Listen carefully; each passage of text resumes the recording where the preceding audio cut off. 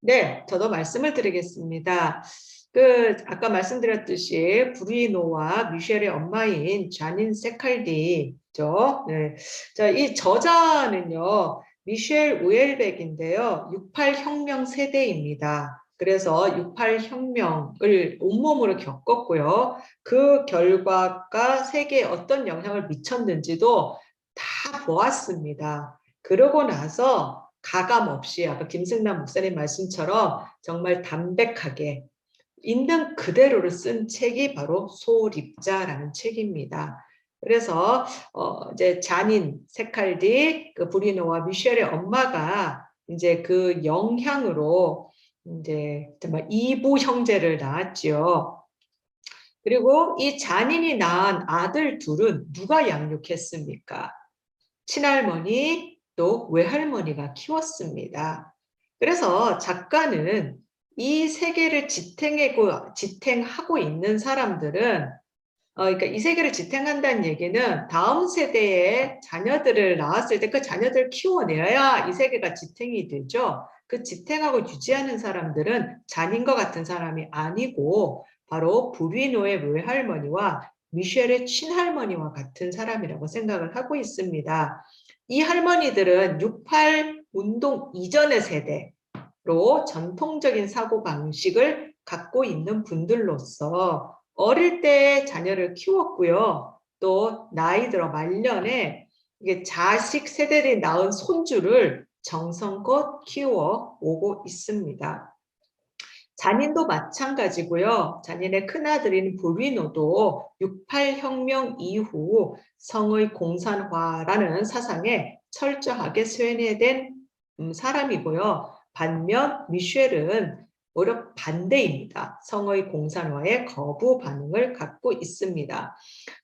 브리노는 안나라는 여자를 만나 결혼을 했고요. 빅토르라는 아들을 낳지만 아이를 사랑하지 않습니다. 재수가 없어 아이가 생겼다고 생각하고요. 아이를 돌보려고 하지 않습니다. 미셸은 아나벨이라는 친구가 있었고 아나벨이 자기를 좋아하는 것도 알고 있으면서도 성관계를 맺지 않습니다.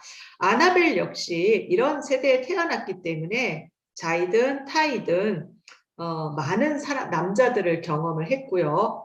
낙태도 두 번이나 합니다.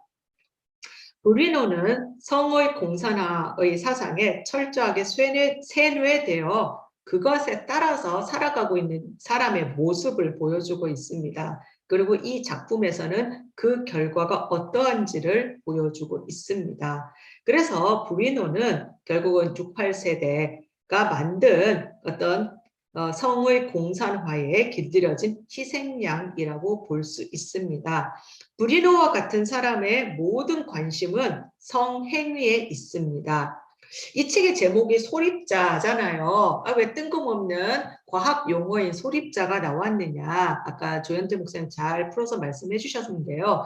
소립자라는 거는 그 우주를 구성하는 물질의 가장 더 쪼갤 수 없는 가장 작은 단위를 소립자라고 하잖아요. 예전에는 이제 원자라고 봤고요. 분자라고 봤고, 그 다음에 그보다 더 작은 것이 원자고, 또 원자보다 더 작은 단위가 전자라고 이제 얘기를 했고요. 그런데 최근에는 그보다 더 작은 단위가 쿼크라는 것까지 발견을 했대요. 그러니까 소립자는 아주 작지만 질량은 있고 에너지가 나눌 수 없는 가장 작은 상태가 이제 소립자입니다. 자, 이거 상징인데요.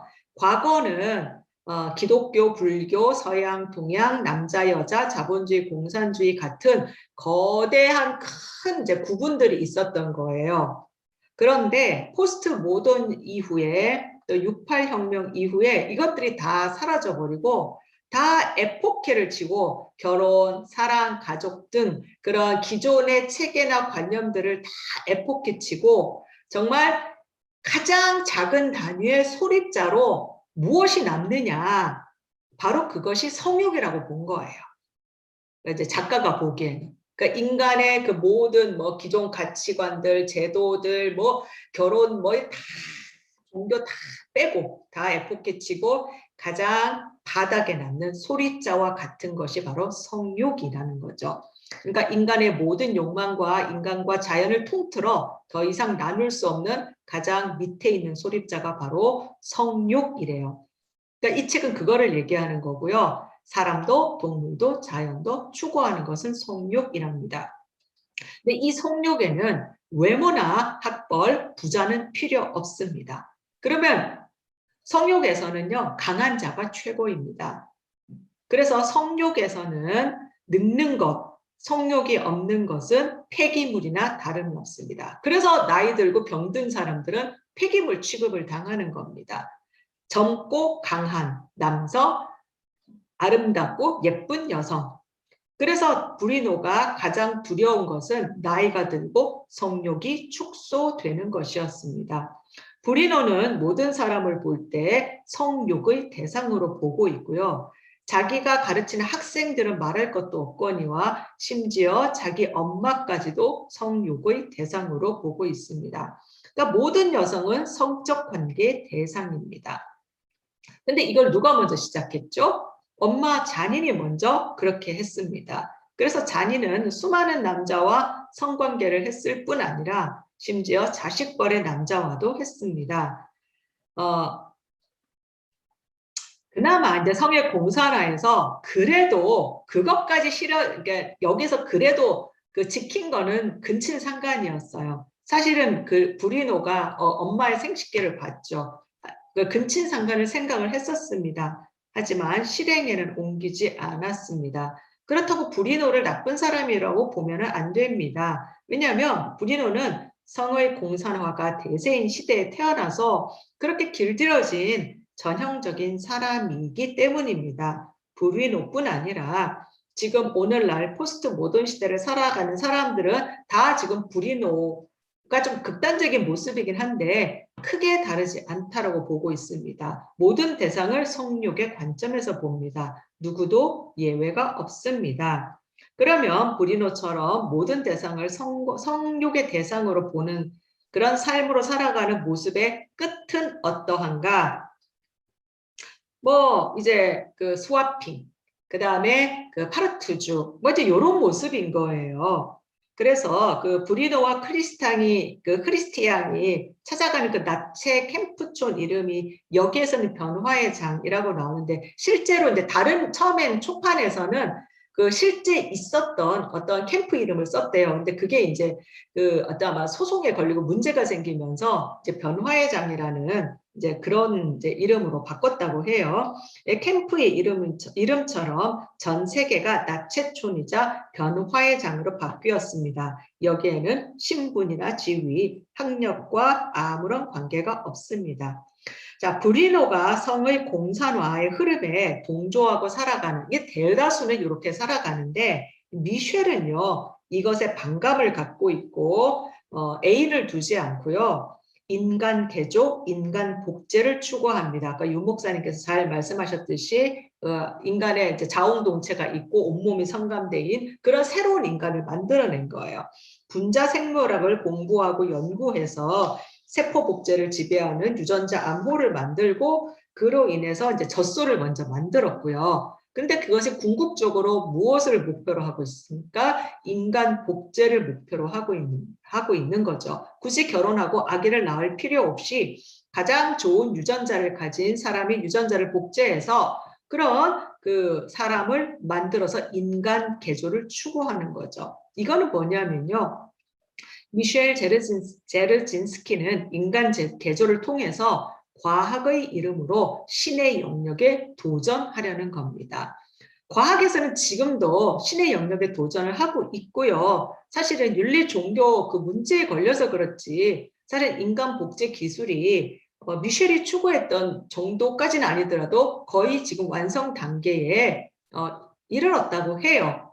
그래서 이게 윤리적으로 종교적으로 이제 법적으로 아마 이게 허가만 나면 진짜 이게 뭐 실현되는 거는 시간 문제라고 합니다. 68 혁명 이후, 68 혁명이 일어난 지 지금 50년이 넘었거든요. 전 세계가 이 흐름에 지금 가고 있는 겁니다. 소수의 극단적이지만 미셸처럼 이런 새로운 인간 복제를 하려는 세력이 굉장히 소수지만 있고요. 대다수는 불인호처럼 성의 공산화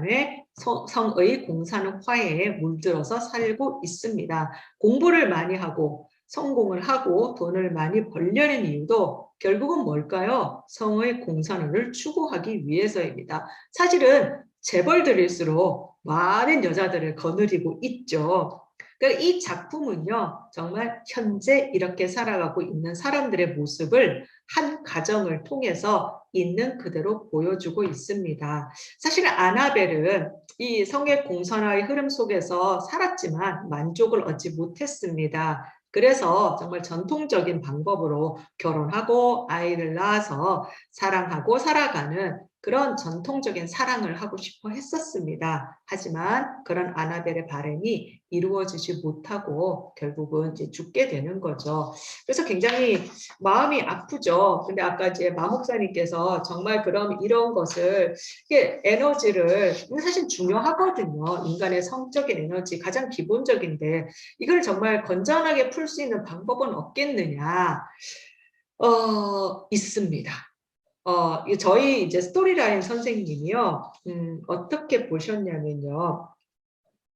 이 음침하지 않고 이 성적인 에너지를 정말 충분히 건전하게 발산할 수 있는 방법을 K-팝으로 보셨어요. 이 K-팝이 한류라는 지금 이제 K-팝이라는 이름으로 지금 전 세계 대세를 이루고 있잖아요. 이 K-팝에 전 세계 사람들이 열광을 해요. 그 왜 열광을 하냐면 사실은 이 68 혁명 이후 성의 공산화가 정말 대세가 됐는데 이게 어떻게 보면 뭐 칸트로 치면 어떤 그 뭐죠? 그 윤리 도덕적인 그 정원 명령 그런 관념이 기본적으로 있기 때문인지 아니면 다른 이유 때문인지 모르는데 이게 떳떳하지 못한 거예요. 그래서 혼음을 하긴 하는데 이게 음침해요. 이게 공개적으로 하지는 않고 어쨌거나 어두운 곳에서 비공개로 떳떳하지 못한 겁니다. 그래서 이게 성적인 해방이 이루어지면 좋을 줄 아는데 그렇지 않았다는 거예요. 그런데 이 K-팝, 그러니까 이제 아이돌 그룹으로 대표되는 이 K-팝에 요즘은 K-트롯 나오죠. 이 공개적으로 에너지를 발산을 하는 거예요. 그래서 막 그 플래시몹이라고 하잖아요. 이게 그냥 특정한 시간에 특정한 장소에서 예를 들어서 BTS의 뭐죠? 버터라는 노래를 하겠다. 그러면 막 수천 명이 확 모여들지. 지금 코로나 때문에 못하고 있지만 그 이전에 보면 막 모여요. 광장에 모여서 함께 그 BTS의 노래에 맞추어서 막 춤을 추는 거예요. 근데 그 뭐 하고 싶은 사람은 다 나와서 하는 거예요. 근데 그렇게 하고 나서 깔끔해요. 쫙 흩어져요. 근데 그렇게 정말 그 에너지와 그 열정을 발산하고 나면 이게 차분해진대요. 그래서 다시 자기의 일상생활에 돌아가서 학생들은 공부하고 또 사회생활을 할 수 있다고 해요. 그래서 막 남녀가 함께 만나서 그 함께 춤을 추고 노래를 부르면서 근데 그 아이돌 그 그룹 아이들이 그 추는 춤들이 사실 동물들이 이렇게 그 구애할 때 하는 그런 춤에서 따왔다고 해요. 그러니까 그 자기의 매력을 마음껏 뽐낼 수 있고 또 사람들께 춤 잘 추고 노래 잘하면 인정받잖아요. 그리고 그렇게 함으로써 몸 안에 끌어오르는 에너지를 발산하는 거죠. 그렇게 성적인 에너지를 발산하고 나면 이게 땀 한번 쫙 흘리고 샤워하고 나면 그게 이제 자기 일상생활에 일과 공부에 집중을 할 수 있게 된답니다. 그래서 사실은 마르쿠제가 얘기했던 어떤 성의 공산화 방법 이후에 이 성적 에너지를 정말 건전하게 해소할 수 있는 방법이 무엇일까를 찾지를 못했었는데 이 K-팝이라는 것이 어떻게 보면 어두운 곳으로 점점 침잠해가는 그런 성적 에너지를 밝은 곳으로 끌어내서 윤리도덕적으로도 건전한 방법으로 분출할 수 있고 또 충분히 해소할 수 있게 해주는 장을 열었다는 거예요. 그리고 K-드라마를 전 세계 사람들이 왜 그렇게 열광을 하냐면요. 누가 이제 그런 서양 어떤 기자가 쓴 게 저는 되게 인상적이었는데 한국 드라마는 이렇게 섹스 이런 게 안 들어가 있다는 거예요. 특히 이제 주말 다르면 주로 가족 얘기 많이 하잖아요. 근데 외국의 드라마들은 꼭 그게 다 반드시 들어간다네요. 그러니까 뭐 섹스나 성의 얘기가 들어가지 않으면서도 충분히 재미있게 건전하게 풀어내면서 사람들을 끈다는 거죠. 요 뭐죠? 뭐 사랑의 불시착 같은 그런 드라마. 그다음에 뭐 오징어 게임. 뭐 성 얘기 하나도 없잖아요. 근데 전 세계 사람들이 열광을 한다는 거죠. 그렇기 때문에 이런 K 문화, K 팝, K 그런 드라마 그런 것들이 이제 어떤 성의 에너지를 충분히 발산해 주는 게 아니겠느냐. 그래서 철학적으로 봤을 때 저희 선생님의 이제 생각인데요. K-팝은 68 혁명 이후 그 마르쿠제 시대로 끝났던 어떤 성의 문제를 완전히 새로운 차원으로 건전하게 승화시킨 어떤 그런 역사적인 사건이라고도 볼 수 있다. 그래서 이제 저희 선생님은 이제 목사로서 K-팝은 어떻게 보면 인류에게 준 하나님의 축복이 아니겠느냐. 그래서 지금은 이제 K 드라마, K-팝, 그다음에 K 뭐 여러 가지로 퍼져 나가는데 이제 궁극적으로는 K 복음, 그러니까 한국식 복음이 이제 마지막으로 하나님이 준비해 주신 건 아니겠느냐. 그래서 우리가 그 시대에 맞춰서 메시지를 우리가 준비를 해야 되지 않느냐라고 저희 선생님은 그렇게 이 책을 통해서 그렇게 말씀을 하셨습니다. 저는 여기까지 하도록 하겠습니다. 수고하셨습니다.